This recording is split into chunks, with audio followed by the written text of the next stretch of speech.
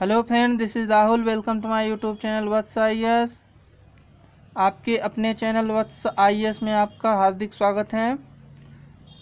तो अभी हम मध्यकालीन भारत का इतिहास यानी कि मिडीवियल इंडियन हिस्ट्री पढ़ रहे हैं और इसमें चल रहा है तुगलक डायनेस्टी, तुगलक वंश।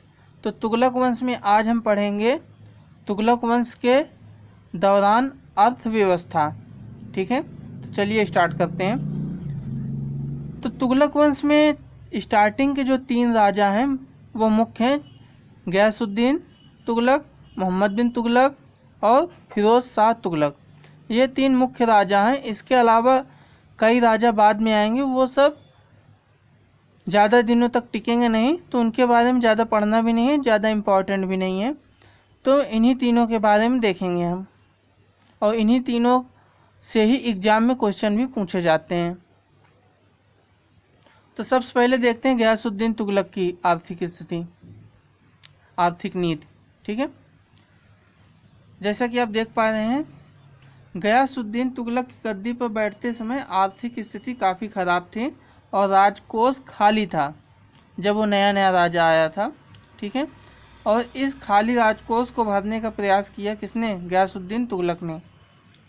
ठीक है, गयासुद्दीन तुगलक ने इस खाली राजकोष को भरने का प्रयास किया और इसके लिए उसने राजस्व सुधार की व्यवहारिक योजना बनाई। तो उसने अर्थव्यवस्था को सही करने के लिए 3 स्तर में कोशिश किया था, और 3 स्तर कौन कौन से बांटे थे? वो थे मुक्ताओं यानी कि प्रांतीय राज्यपाल, दूसरा मुकद्दम यानी कि गांव के मुखिया, और तीसरा है कृषक यानी कि किसान। उसने हालांकि 3 लेवल में उसने स्टार्टिंग किया, मुक्ता, मुकद्दम और कृषक, लेकिन उसने जो सबसे ज़्यादा ध्यान दिया वो किसानों पे दिया। क्यों? किसान जो थे ये मुख्य लोग थे जो कृषि में सबसे ज़्यादा योगदान देंगे, क्योंकि मुकद्दम और मुक्ता जो हैं ये ज़रूरी हैं, लेकिन बेसिक रीढ़ नहीं है कृषि की अर्थव्यवस्था के लिए। जो सबसे मुख्य रीढ़ है कृषि की अर्थव्यवस्था के लिए वो है कृषक, किसान। ठीक है, तो इसीलिए उसने सबसे ज़्यादा किसानों के हितों के प्राथमिकता दिया गयासुद्दीन तुगलक ने। अब जो अलाउद्दीन खिलजी की जो आर्थिक नीतियां थी, जो भी रूल्स एंड रेगुलेशन थे, तो उसको रद्द कर दिया। किसने? इसी गयासुद्दीन ने। अब इसने अपने नए रूल्स लागू किए कि अब नए रूल्स फॉलो होंगे। ठीक है, तो उसने क्या नियम निकाला? उसने नियम निकाला कि उपज में साझे का नियम या फिर गल्ला बटाई के नियम को लागू किया, जिसको एक नाम दिया उसने हुक्मे हासिल। ठीक है, हुक्मे हासिल नाम दिया। कहा कि ये रूल्स एंड रेगुलेशन अब फॉलो होगा। इसमें क्या किया उसने? किसानों को जो होने वाला लाभ था वो निश्चित कर दिया कि अगर, इसको ऐसे समझ सकते हैं कि अगर किसी किसान के पास इतने खेत हैं, मान लीजिए कुछ नाप का कुछ खेत है किसी स्पेसिफिक नाप का, ठीक है, मतलब कि इतने वर्ग मीटर या इतने मीटर या इतने फुट या फिर जो भी नाप रही हो उसकी, तो अगर इतना खेत है किसी किसान के पास, तो उस किसान को कम से कम इतना लाभ होना चाहिए। मतलब एक फिक्स कर दिया गया कि अगर इतना लाभ नहीं हो रहा है तो राजकोष की तरफ से थोड़ा सा बहुत इनको प्रोत्साहन भी दिया जाएगा, कितना लाभ हो जाए उनको। ये व्यवस्था करने वाला कौन था? गयासुद्दीन तुगलक। उसने कहा कि किसानों को जो लाभ होगा खेती से वो उन्नत लाभ होना चाहिए, एक निश्चित लाभ होना चाहिए। ये निश्चित व्यवस्था कर दी गयासुद्दीन ने। और दूसरी चीज़, फसल की पूर्ण अथवा आंशिक खराबी का ध्यान रखा गया।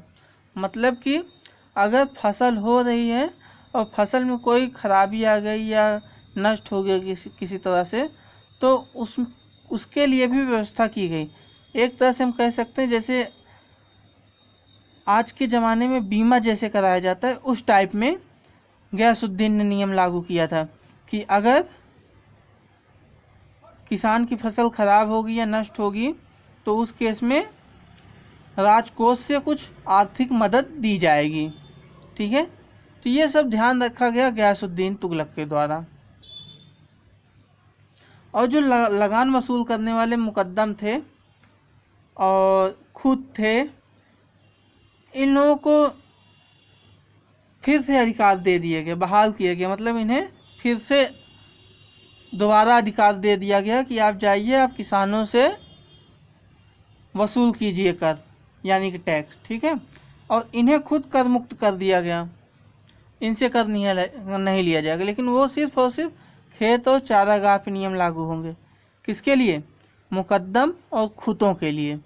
ठीक है, और इन्होंने कहा कि आपको जागीर मिलेगी, उस जागीर में आने वाले क्षेत्र के अंतर्गत जो भी किसान आएंगे उनसे आप कर वसूल सकते हैं, ये व्यवस्था दे दी। लेकिन गयासुद्दीन ने कहा कि एक निश्चित सीमा से अधिक आप मत लीजिए टैक्स। ठीक है, और इसके अलावा लगान में कमी भी की गई। किसके द्वारा? गयासुद्दीन तुगलक के द्वारा। ठीक है, गयासुद्दीन तुगलक ने लगान में कमी कर दी। और गयासुद्दीन कहता था कि भूमिकर बढ़ाने का, यानी कि लैंड टैक्स बढ़ाने का उचित तरीका है कि कृषि को बढ़ाया जाए, खेती को बढ़ा दिया जाए, ज़्यादा से ज़्यादा क्षेत्र पर खेती की जाए, न कि हम कर को बढ़ाएं, कर की मांग को बढ़ाएं।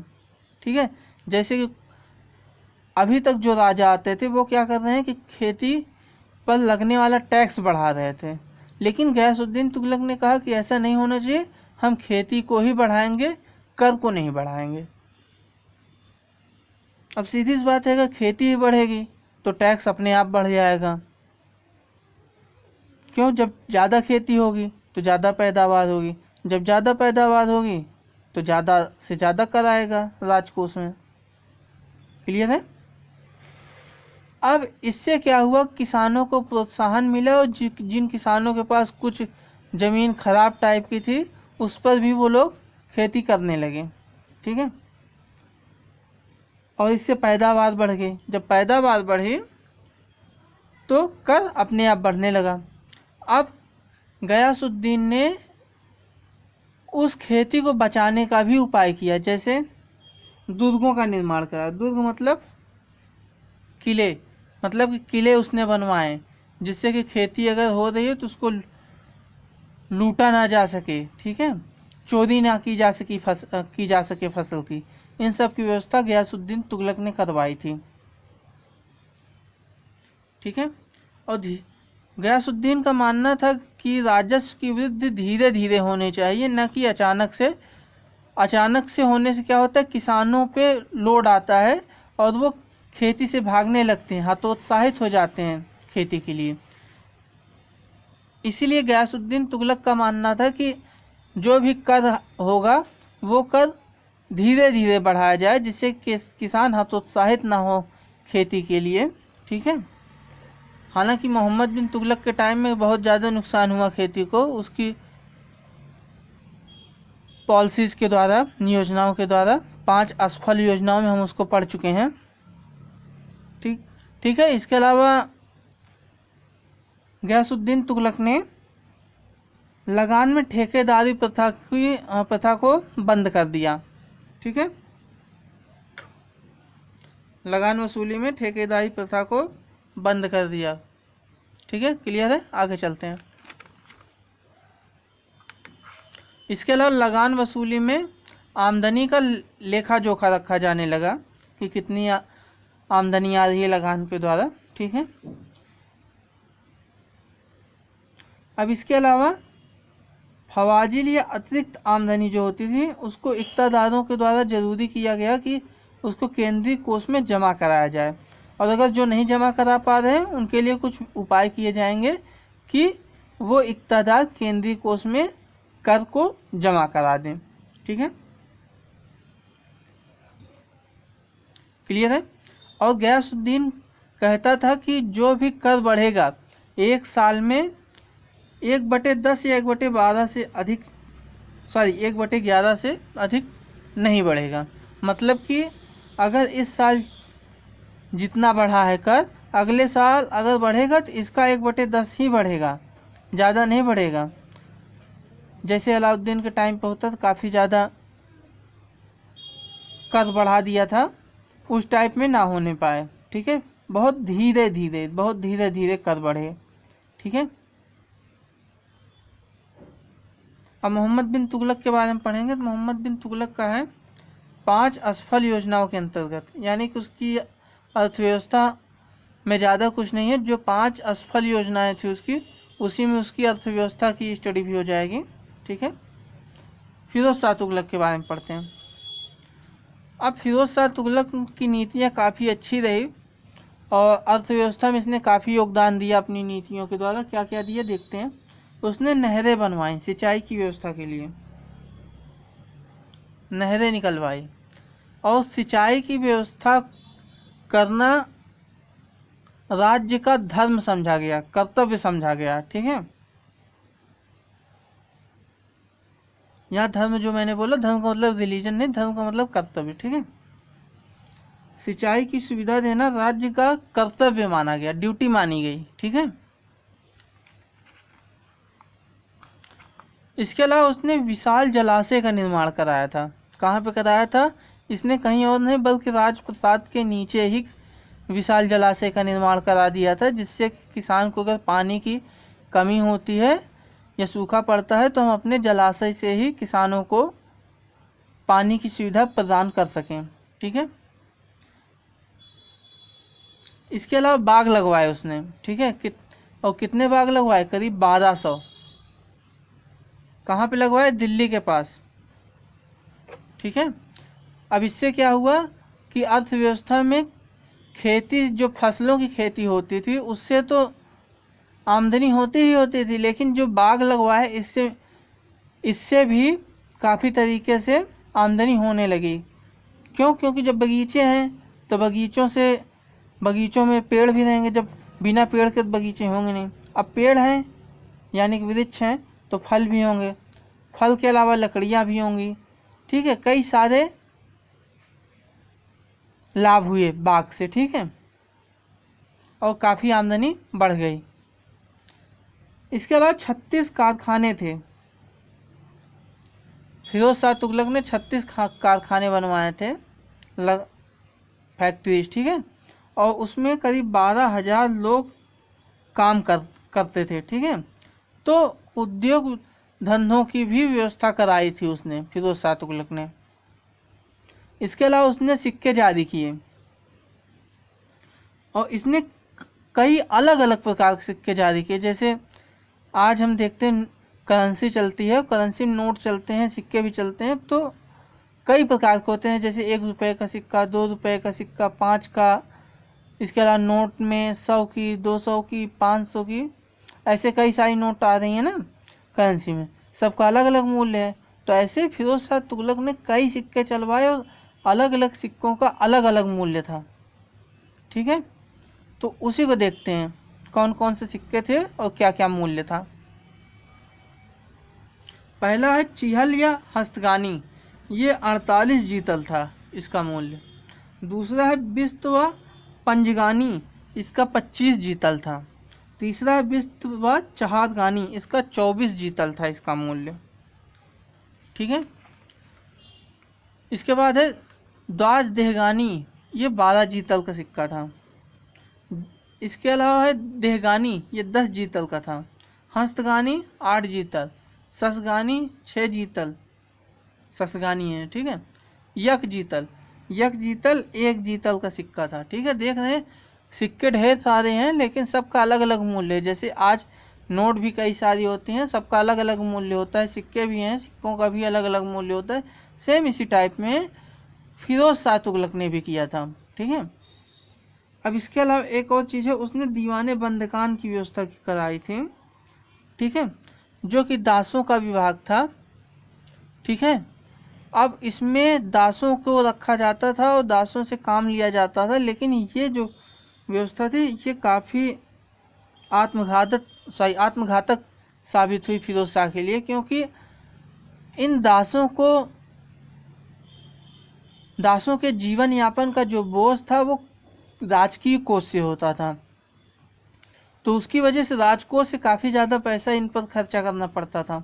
तो उसकी वजह से काफ़ी ज़्यादा नुकसान हुआ राजकोष पे, काफ़ी बुरा असर पड़ा। तो ये काफ़ी ज़्यादा नुकसान कराया इस फैसले ने फिरोज शाह को।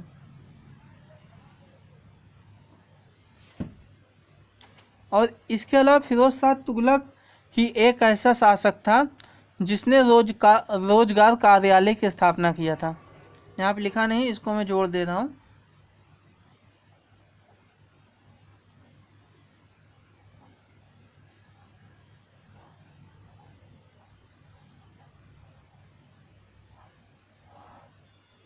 ठीक है, ये रोजगार कार्यालय था जहाँ पे बेरोजगार लोग आके मिल सकते थे कार्यालय में, और वहाँ पे अपने लिए रोजगार की व्यवस्था करा सकते थे, मतलब कि हेल्प ले सकते थे राज्य के द्वारा। राज्य का यहाँ पे मतलब है जो शासन के अधिकारी थे, ठीक है, जो बैठते थे कार्यालय में, उनसे हेल्प ली जा सकती थी बेरोजगारों के द्वारा। ठीक है, ये रोजगार कार्यालय किसने शुरू किया? फिरोज शाह तुगलक ने। ठीक है, तो सिंपल चीज़ है, ज़्यादा कुछ करना नहीं है। फिरोज शाह तुगलक और गयासुद्दीन तुगलक का मैंने इसमें कराया है, और मोहम्मद बिन तुगलक का नहीं कराया क्योंकि उसमें अर्थव्यवस्था में बहुत ज़्यादा योगदान नहीं दिया था। जितना भी किया था वो नुकसान ही कराया था उसने, और वो 5 असफल योजनाओं में उसकी अर्थव्यवस्था आ जाती है, इसलिए मैंने यहाँ पर नहीं कराया है। उसको अलग वीडियो में आप लोग पढ़ चुके हैं, अगर जिसने नहीं देखा है वो पुराना वीडियो देख सकता है। मोहम्मद बिन तुगलक की 5 असफल योजनाओं के बारे में मैंने बताया है। ठीक है, तो ये रहा तुगलक कालीन अर्थव्यवस्था। तो ये आज के लिए इतना ही। अगर चैनल पे नए हैं प्लीज़ सब्सक्राइब कर दीजिए, और वीडियो अगर पसंद है तो लाइक कर दीजिएगा। आज के लिए इतना ही। आपका बहुत बहुत धन्यवाद।